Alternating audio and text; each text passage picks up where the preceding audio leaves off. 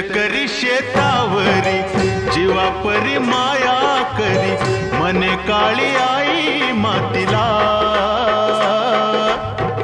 आनंदानं काळी आई भरभरून त्याला दे, डोईवर हात धरिला. दिसरातीचं करूया, राबूया जाऊया शेताला. जड घामाचं पाण्याचं प्रेमाचं शिंपूया शेता.